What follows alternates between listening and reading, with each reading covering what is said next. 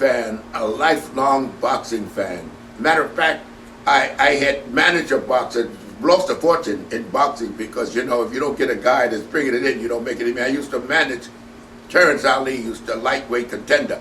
But in any case, I met Mike Tyson before he became champion.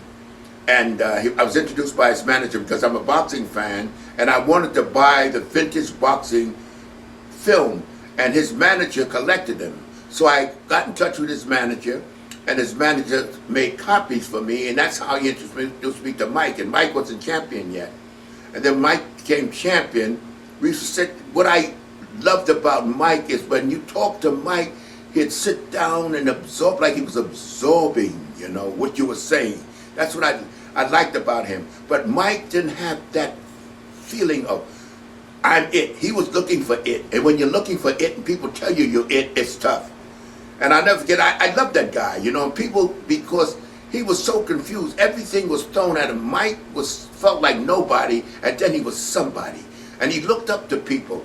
And I'll never forget the incident in Broadway, New York City. Mike and I were sitting in a restaurant, I guess because people were outside. He was champion then. And so Sylvester Stallone happened to walk in, and Mike was like thrilled. And Mike was so disappointed because Sylvester Stallone was thrilled to be him. And Sylvester Stallone, Mike with his mouth open, and Mike thought Sylvester Stallone was a cat's meow, you know, he's a big time actor. And he expect, you know, he's looking up to Sylvester, and Sylvester looking up to him, and he didn't feel that even though he was champion, he didn't feel that, I mean, you're looking up to me? And then after, and Sylvester shook his hand, and he was so disappointed. And then he said, you know something, Leroy? I said, what? He said, the beautiful people ain't shit. And because he thought he's something magical about these people, you know? And we would sit down and we talk we would sit in a restaurant maybe 2 hours, because, you know, I must admit I'm a windbag, always have been. And we were talking about boxing, and he was really into boxing. What a beautiful man he was. He got into trouble because Mike would give you the shirt off his back, and people don't understand that. But he didn't feel worthy for some reason, I don't know why. So emotional. I mean, he was so emotional, so giving, so feeling. And the rap he's got is because he couldn't handle it. See, now, just to digress for a minute, Arnold is the exact opposite. Arnold thinks he's a cat's meow, you know, and he, full of confidence. Mike didn't have that, believe it or not. And I remember once I asked Mike, I said, Mike, how do you feel when you go into the ring? How do you, he says, I'm terrified. And I like, huh? I saw it, he says, I have to get in there, I gotta kill him before he kills me.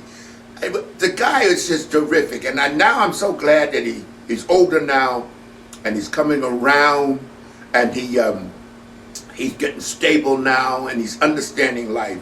But it was too much. It was thrown at him when he was just couldn't handle it. He's looking up to everybody, and they looking up to him. And that's why I said before, the problem with him was he was looking for it, and he was told he's it. It's hard to handle. So that's my, and I haven't talked to Mike in quite a few years, maybe a few years, 2, 3 years.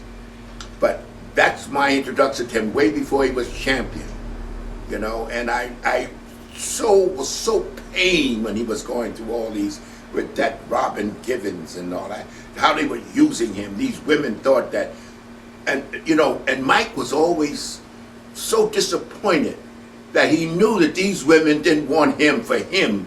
They wanted him because he's Mike Tyson. Before he became the champion, he couldn't get arrested, you know. And then after he became champion, he said he would go. He said he was in an elevator. This woman put a room number down and stick it in his pocket.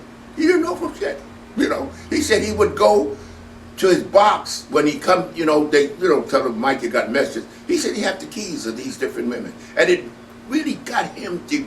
He got actually depressed from it because he knew it was insincere.